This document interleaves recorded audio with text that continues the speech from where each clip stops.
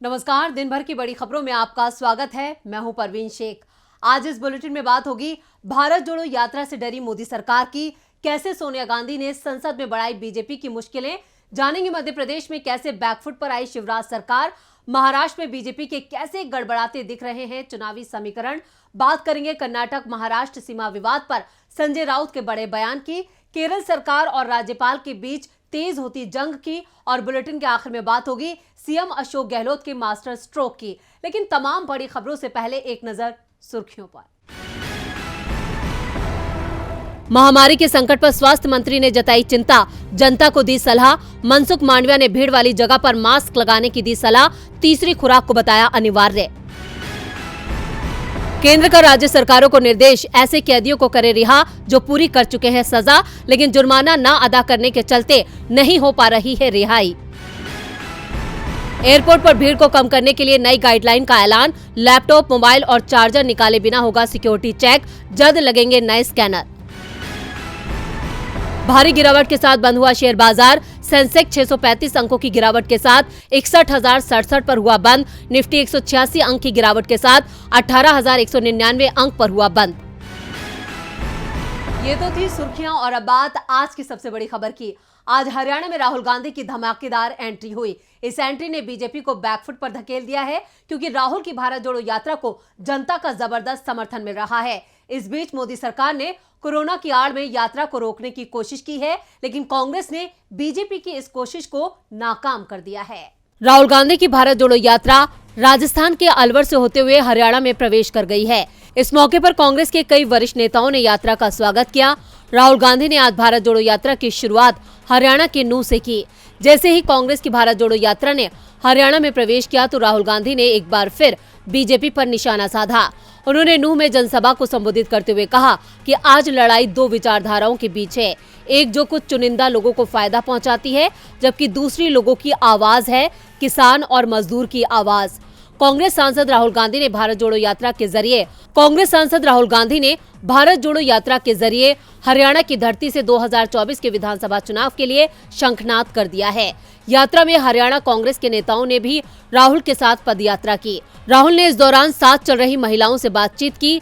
Rahul Gandhi T shirt पहनकर चल रहे थे तो रास्ते में पूर्व सैनिकों ने उन्हें जैकेट पहनाई। राहुल की ये तस्वीर अब तेजी से वायरल हो रही है। आज यात्रा ने अपने 104 दिन का सफर पूरा कर लिया है। आज यात्रा के दौरान केंद्रीय स्वास्थ्य मंत्री मनसुख मांडविया ने राहुल गांधी और राजस्थान के मुख्यमंत्री अशोक गहलोत को चिट्ठी लिखकर भारत जोड़ो यात्रा में कोविड प्रोटोकॉल का पालन करने की अपील की। चिट्ठी में उन्होंने लिखा है, अगर ये संभव न हो तो यात्रा को देश हित में स्थगित करने का निर्णय लिया जाए, जिस पर कांग्रेस ने पलटवार करते हुए इसे बीजेपी की साजिश करार दिया। कांग्रेस ने कहा कि ये खत इस बात का सबूत है कि बीजेपी अब यात्रा से पूरी तरह बैकफुट पर है और कोरोना की आड़ में यात्रा को रोकने की कोशिश कर रही है। लेकिन कांग्रेस ने भी अपने तेवरों से साफ कर दिया है कि ये यात्रा जारी रहेगी। स्वास्थ्य मंत्री मनसुख मांडविया के इस खत पर कांग्रेस के पलटवार ने बीजेपी के डर को और बढ़ा दिया है, तो संसद में आज सोनिया गांधी ने बीजेपी को मुश्किलों में डाल दिया। आज खड़गे के साथ सोनिया गांधी ने भी तवांग मुद्दे पर बीजेपी से जवाब मांगा। सोनिया ने मोदी सरकार से सवाल पूछा कि आखिर चीन पर आप देश की जनता से क्या छिपा रहे हैं। तवांग मामले में विपक्ष, खासतौर पर कांग्रेस, मोदी सरकार को घेरने में जुटी हुई है। सरकार संसद में इस मुद्दे पर चर्चा को तैयार नहीं है तो कांग्रेस इसे छोड़ने को तैयार नहीं है। इसी मुद्दे को लेकर आज कांग्रेस संसदीय दल की बैठक बुलाई गई, जिसमें कांग्रेस संसदीय दल की नेता सोनिया गांधी ने मोदी सरकार पर जमकर निशाना साधा। सोनिया गांधी ने कहा कि महत्वपूर्ण विषयों पर चुप्पी साध लेना मोदी सरकार की पहचान बन गई है। पूरा देश अपने जवानों के साथ खड़ा है, लेकिन सरकार वास्तविक स्थिति बताना नहीं चाहती। उन्होंने कहा कि जब बड़ी राष्ट्रीय चुनौती आती है तो संसद को विश्वास में लेने की परंपरा रही है। चर्चा से कई महत्वपूर्ण सवालों पर प्रकाश डाला जा सकता है। गंभीर राष्ट्रीय चिंता के विषय पर चर्चा से इनकार करना लोकतंत्र का अनादर है, ये सरकार की नीयत को भी बता रहा है। कांग्रेस अध्यक्ष मल्लिकार्जुन खड़गे ने भी तवांग के मुद्दे पर मोदी सरकार को घेरा। उन्होंने कहा कि चीनी जवान भारतीय सीमा में घुसे, हमारे जवानों के साथ उनका टकराव हुआ। इस मामले में प्रधानमंत्री को अपनी चुप्पी तोड़नी चाहिए। हम चाहते हैं कि इस मुद्दे पर प्रधानमंत्री संसद में आकर जवाब दें। कांग्रेस सांसद शशि थरूर ने कहा कि हम सेना की आलोचना नहीं कर रहे हैं, हम सेना के साथ हैं, लेकिन सवाल देश की पॉलिटिकल लीडरशिप के बारे में है। हम बस इतना चाहते हैं कि सरकार बॉर्डर की स्थिति पर चर्चा करके देश के लोगों को भरोसे में ले। तवांग झड़प पर कांग्रेस की रणनीति से बीजेपी सरकार दबाव में है। दबाव में तो इस वक्त मध्य प्रदेश की शिवराज सरकार भी है। एमपी में अगले साल विधानसभा चुनाव से पहले बीजेपी सरकार को घेरने की कोई भी संभावना को कांग्रेस छोड़ना नहीं चाहती है। इसलिए मध्य प्रदेश विधानसभा सत्र में कांग्रेस शिवराज सरकार के खिलाफ अविश्वास प्रस्ताव लेकर आई। तो क्या हुआ कांग्रेस के अविश्वास प्रस्ताव का, देखते हैं ये रिपोर्ट। मध्य प्रदेश विधानसभा के शीतकालीन सत्र के तीसरे दिन शिवराज सरकार के खिलाफ अविश्वास प्रस्ताव पर चर्चा शुरू हो गई। चर्चा के दौरान कांग्रेस विधायक जीतू पटवारी ने आरोप लगाया कि सरकारी पैसे में गड़बड़ी कर बीजेपी ऑफिस में 40 करोड़ रुपए खा पी लिए गए, जिससे नगरीय प्रशासन मंत्री ओपीएस भदौरिया नाराज हो गए। वो जीतू पटवारी की ओर बढ़े। ये देखकर कांग्रेस सदस्यों ने हंगामा खड़ा कर दिया और शिवराज सरकार के मंत्री से माफी की मांग की। बाद में संसदीय कार्यक्रम नरोत्तम मिश्रा को बीजेपी सदस्य के बर्ताव पर खेद जताना पड़ा। बहस के दौरान कांग्रेस विधायक बाला बच्चन ने किसान कर्ज माफी पर बीजेपी सरकार के दावे पर सवाल उठाए। बाला बच्चन ने कहा कृषि मंत्री होश में नहीं है। उन्हीं के विभाग ने जवाब दिया है कि कमलनाथ सरकार ने 27 लाख किसानों का 11,000 करोड़ का कर्ज माफ किया था। जिन किसानों का कर्ज माफ हुआ उसमें बीजेपी सरकार में कृषि मंत्री कमल पटेल की पत्नी का कर्जा भी शामिल है। नेता प्रतिपक्ष डॉक्टर गोविंद सिंह ने कहा कि दिग्विजय सिंह के समय जो अधिकार पंचायती राज में दिए थे वो अधिकारियों के हवाले कर दिए। जनपद पंचायत, जिला पंचायत आधारहीन हो गई। विभाग की कार्रवाई लगातार कम होती जा रही है। सबसे कम समय विधानसभा चलाने का गोल्ड मेडल इस विधानसभा को मिलना चाहिए, लेकिन आज सरकार ही खुद जज बन गई है। बुलडोजर चलाया जा रहा है। दंड देने का अधिकार न्यायपालिका का है, कार्यपालिका को नहीं। लेकिन आजकल हमारे मुख्यमंत्री जज बन गए हैं। आपका समय है जो अब साल भर भी नहीं बचा है। अंत रावण का भी हुआ था। दूसरी तरफ सत्ता पक्ष की ओर से नरोत्तम मिश्रा ने कहा कि बीजेपी सरकार में जबरदस्त विकास हुआ है। कोरोना के समय भी सरकार ने दिन रात काम कर लोगों को राहत पहुंचाई थी। यह अविश्वास प्रस्ताव सरकार के खिलाफ नहीं बल्कि विपक्ष के खिलाफ है। मध्य प्रदेश में पहले ही बीजेपी की हालत ठीक नहीं है। ऐसे में कांग्रेस की सक्रियता बीजेपी सरकार की मुश्किलों में इजाफा कर रही है। मुश्किल में बीजेपी महाराष्ट्र में भी दिख रही है। बीजेपी और शिंदे गुट के बीच कुछ भी ठीक नहीं चल रहा है। पिछले 1 महीने के भीतर दोनों पार्टियों की ओर से आए बयान भी इसकी गवाही देते हैं। मार्च में उद्धव सरकार गिराने के बाद बीजेपी ने एकनाथ शिंदे को मुख्यमंत्री बनाया था। शिंदे सरकार बनने के बाद माना जा रहा था कि महाराष्ट्र में बीजेपी ने बड़ी वापसी की है, लेकिन जो हालात हैं वो बीजेपी की टेंशन बढ़ा रहे हैं। देखते हैं ये रिपोर्ट। महाराष्ट्र में उद्धव सरकार गिरने के बाद माना जा रहा था कि विपक्ष पूरी तरह बिखर जाएगा, लेकिन सरकार गिरने के बाद गठबंधन और मजबूत हो गया। 16 दिसंबर को आजाद मैदान में महाविकास अघाड़ी ने हल्ला बोल रैली की थी।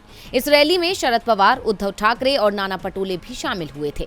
रैली में सभी नेताओं ने कर्नाटक महाराष्ट्र के बीच सीमा विवाद और राज्यपाल कोश्यारी के बयान को लेकर बीजेपी पर जमकर हमला बोला। राजनीतिक विश्लेषकों की माने तो ये रैली महाविकास अघाड़ी का शक्ति प्रदर्शन थी। राहुल गांधी की भारत जोड़ो यात्रा जब महाराष्ट्र पहुंची थी तो शिवसेना के आदित्य ठाकरे इसमें शामिल हुए। यात्रा के बीच में राहुल ने सावरकर को लेकर विवादित बयान दिया। बीजेपी ने सावरकर पर दिए बयान को लेकर कांग्रेस पर अटैक किया।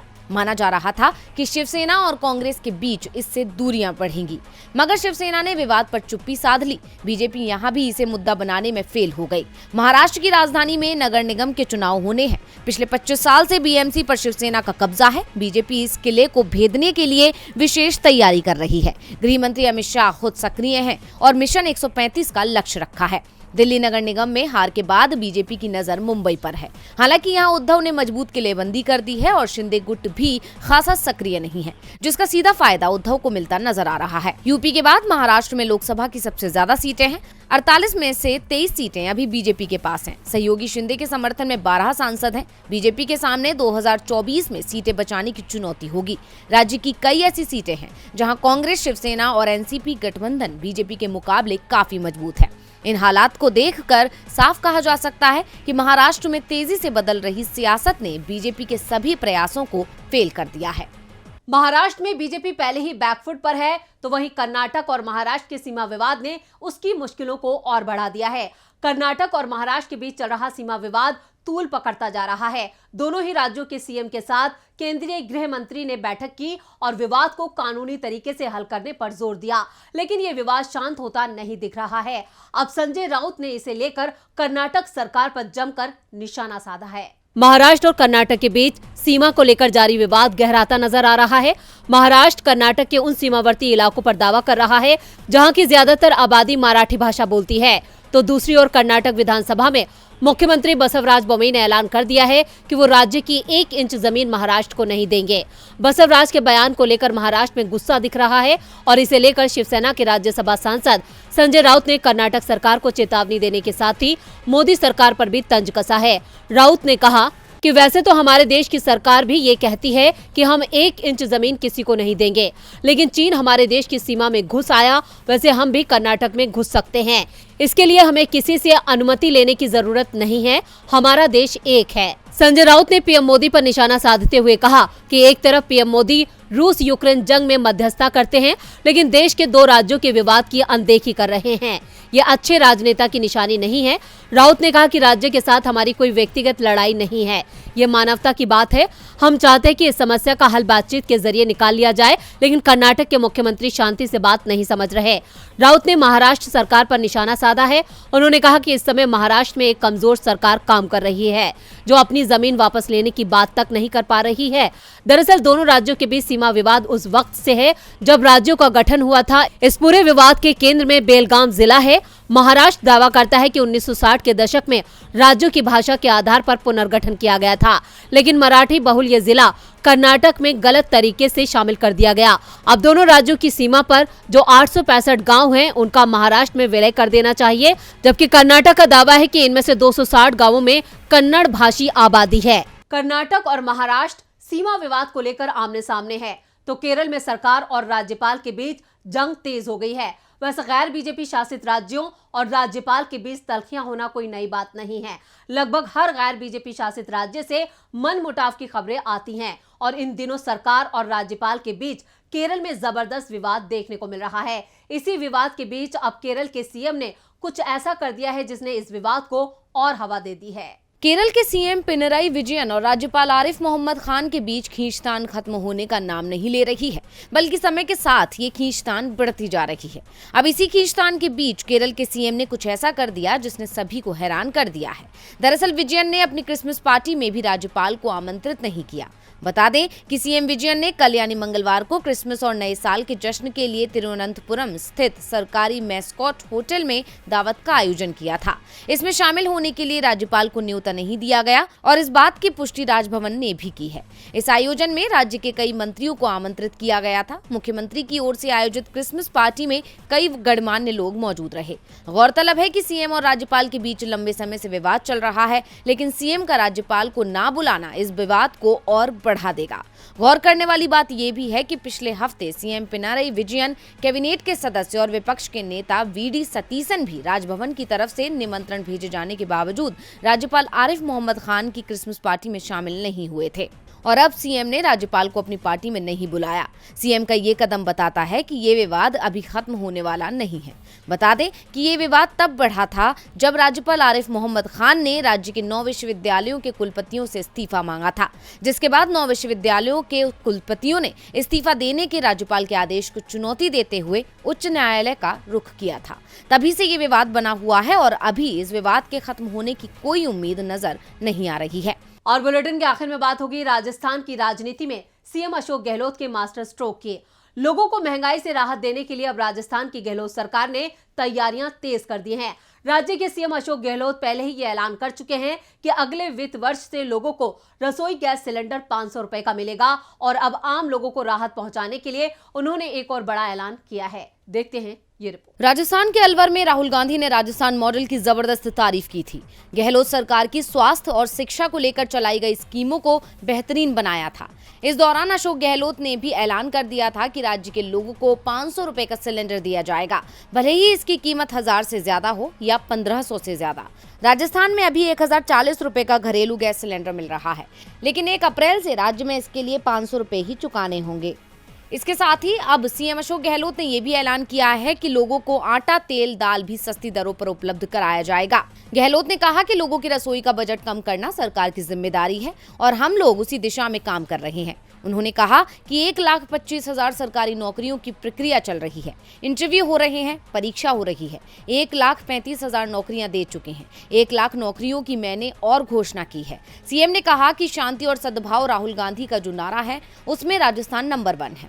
राहुल गांधी के 3 मुद्दे हैं, उन पर राजस्थान सरकार काम कर रही है। ये सभी मुद्दे जनता से जुड़े हुए हैं, जिस कारण से प्रदेश में सरकार के खिलाफ किसी तरह की कोई लहर नहीं है। उल्टा जनता सरकार के इस काम को पसंद कर रही है। 2023 में कांग्रेस की सरकार राजस्थान में फिर रिपीट करेगी। तो आज इस बुलेटिन में बस इतना ही। देखते रहिए डीबी लाइव। नमस्कार।